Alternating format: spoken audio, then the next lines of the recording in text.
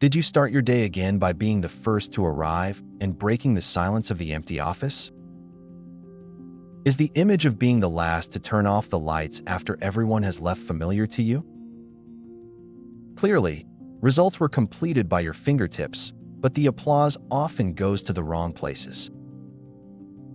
In those moments, you must have felt that strange silence and alienation deep in your heart.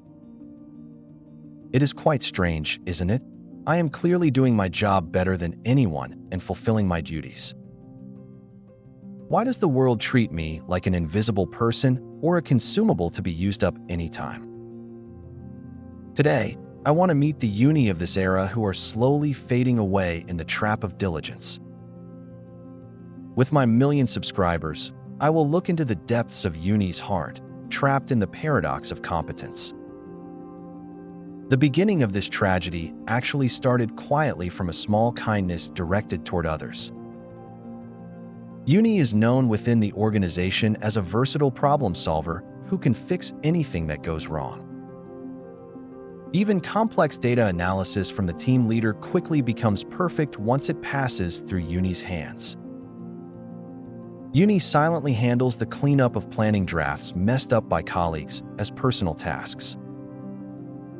However, no one knows that the seeds of a tragedy that would shake Uni's life began to sprout here. Uni cannot say no. Precisely, Uni cannot endure the discomfort that follows after turning someone down. Uni feels a strange relief when everything becomes perfect through a little more personal suffering.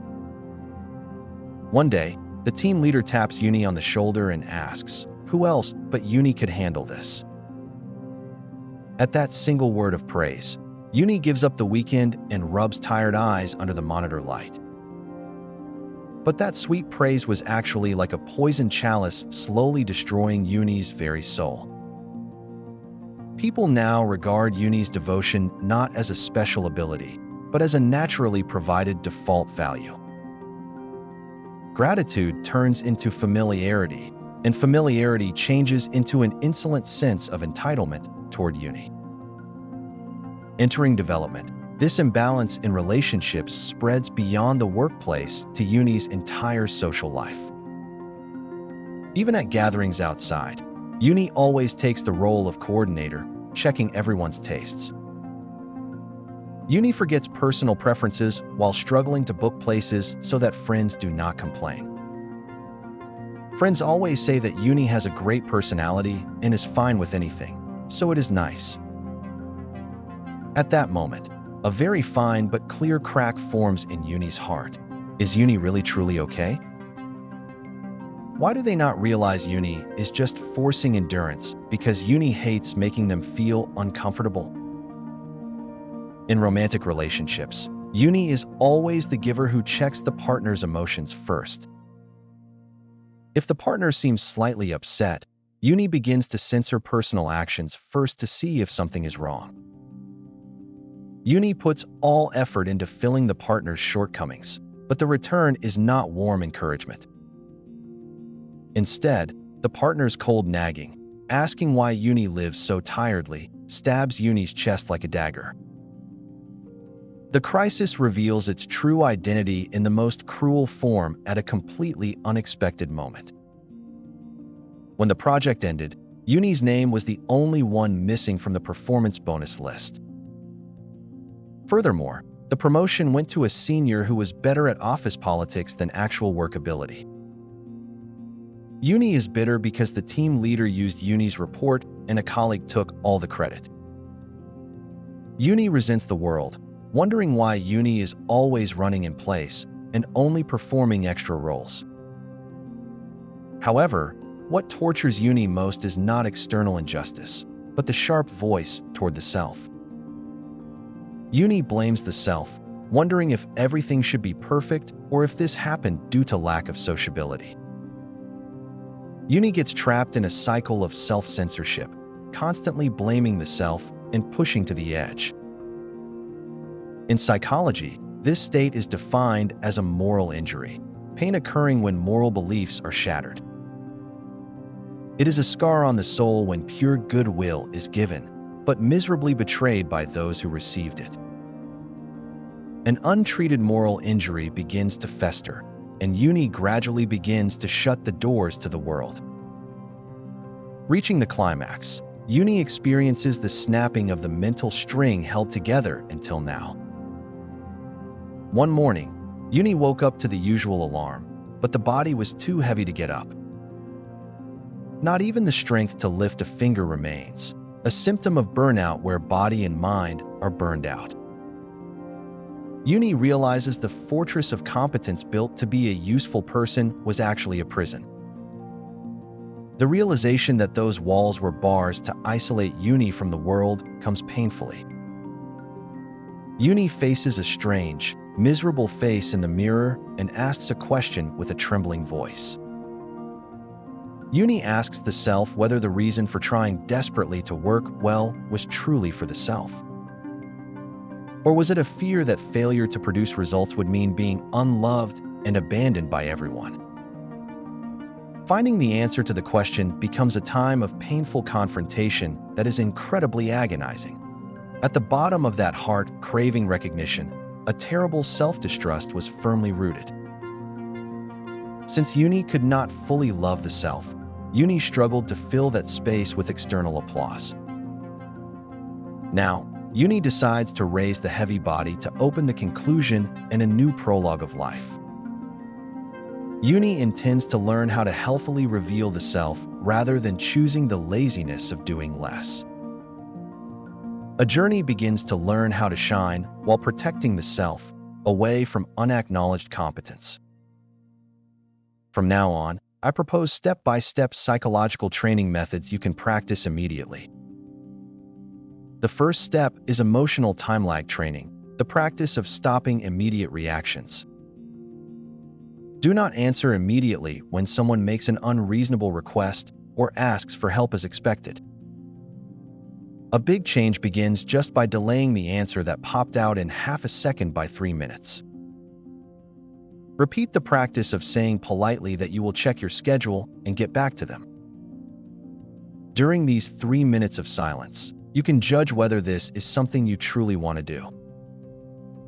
Or you will see true intentions, wondering if you cannot refuse simply because you hate being disliked. This short time lag will become the first protective shield, creating a healthy psychological boundary. The second step is work visualization strategy, as the era of working silently as the only virtue has passed. The biggest mistake of competent people like Uni is showing results while omitting painful processes. People will never ask first how many nights you stayed up to create that perfect result. Now, it is necessary to intentionally expose your traces of concern and intense work to the world. Make intermediate reporting a habit for your boss and share specific narratives about tasks with colleagues. Say there was an unexpected variable in this task, but you solved it creatively to get here. If you do not personally speak of the trouble you went through, the world will take it for granted. The third step is the record of self-recognition, focusing on the inner voice rather than evaluation. The reason you thirst for praise is that you yourself devalue your own achievements far too easily. Every night before falling asleep, write down 3 things in your diary you were personally proud of. You are excellent enough just for the fact that you politely rejected an unreasonable proposal today. It is also a great achievement to have turned off the messenger and protected your time to focus. These records that seem trivial become pillars of self-esteem to stand tall without external applause. Close your ears to external noise and listen to the quiet messages of encouragement from within. Now, the fourth step is the art of refusal, where refusal is not an attack but protection for yourself. Instead of saying you cannot, clarify that it is difficult because you have priority tasks right now.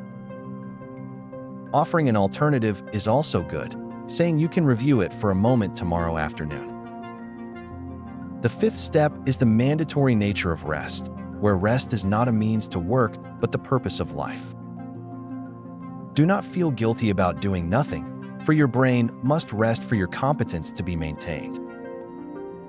Uni and all protagonists of this era who are nodding while watching this video right now. You are a precious person who shines in your own right, long before you became useful to anyone. Your value is not determined on the shallow scales of bonuses or whether you got a promotion. Now, please put down the heavy burden of responsibility and expectations and take a deep breath. The real reason you do your work, well, should not be for recognition, but for your own growth.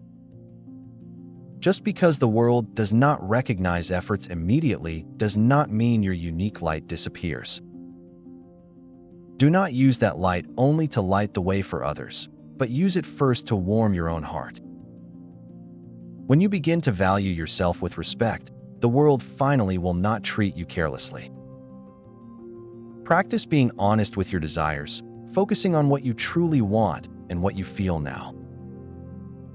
Sometimes it is okay to be called selfish, for that is not selfishness, but courtesy toward yourself. Healthy selfishness will become the strongest shield protecting your soul from rude people. Please do not neglect your crying inner child anymore while struggling to match others' moods. From today, do not give away the lead role in your life to others, but take that place for yourself. You must be happy for your competence to finally exert its true value in making the world beautiful. I want to send sincere applause to you, who are doing well enough even at this very moment. I sincerely support you so that tomorrow's version of you will love yourself more and be a freer soul. Tonight, I hope you fall asleep while hugging yourself and saying these words in a gentle voice. You really worked hard today, and you went through more trouble than anyone. Uni, I am proud of you.